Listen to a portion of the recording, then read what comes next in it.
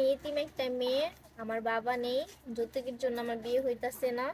কেউ কি নেই আমার পাশে দাঁড়াবে? সুপ্রিয় দর্শক, আসসালামু আলাইকুম। ক্যামেরার সামনে দাঁড়িয়ে আছে অসহায় একটি বোন, আমরা শুনবো তার জীবন কাহিনী। আসসালামু আলাইকুম আপু। ওয়ালাইকুম আসসালাম। আপু কেমন আছেন? এই তো ভাই ভালো। আপু আপনার নাম কি? রিয়া। রিয়া আপু। রিয়া আপু, আপনার দেশের বাড়ি কোথায়? ফরিদপুর। ফরিদপুর। আপু আপনার ফ্যামিলিতে কে কে আছে? মা আছে, দুইটা ছোট বোন আছে। মা আছে, দুটা ছোট বোন।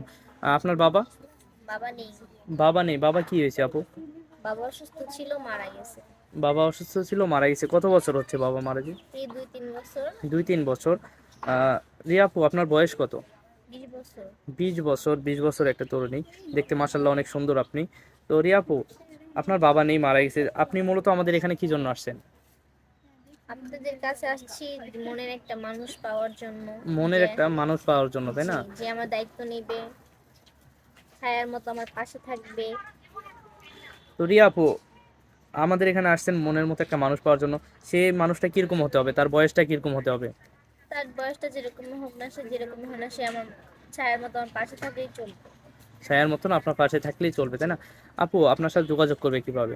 আপনাদের মাধ্যমে। আমাদের মাধ্যমে। সুপ্রিয় দর্শক, এই মুহূর্তে ডিসপ্লেতে যে নাম্বারটি দেখা যাচ্ছে, এই নাম্বারে ইমো এবং হোয়াটসঅ্যাপ আছে। আপুর একটি স্ক্রিনশট মেরে আমাদের কাছে পাঠিয়ে দিবেন, তাহলে আমরা আপুর সাথে যোগাযোগ করে দিব। আপু, নামাজ কালাম পড়া হয়? হ্যাঁ। বিয়ের পরে স্বামীকে নিয়ে কোথায় ঘুরতে যাওয়ার ইচ্ছা আছে? যদি ইচ্ছা, যদি আল্লাহ কবুল করে, একদম হজ করতে চলে যাবো মক্কা শরীফ। হজ করতে চলে যাবেন মক্কা শরীফে, জি। তাই না? ভালোবেসে স্বামীকে কি নামে রাখবেন? এই কত নাম আছে, জান আছে, পাখি আছে। পাখি বলা ডাকা যাব না, কারণ পাখি বলা ডাকলে লয়া যাবো গা। তার লয়া জন্য যায়? জান কে পাখি লয়া যাইবো? খাঁচার পাখি, মানে কোনো সময় খাঁচা ছাড়া থাকলে উইরা যাইবো গা। আচ্ছা আপু, ভালো থাকবেন। আসসালামু আলাইকুম।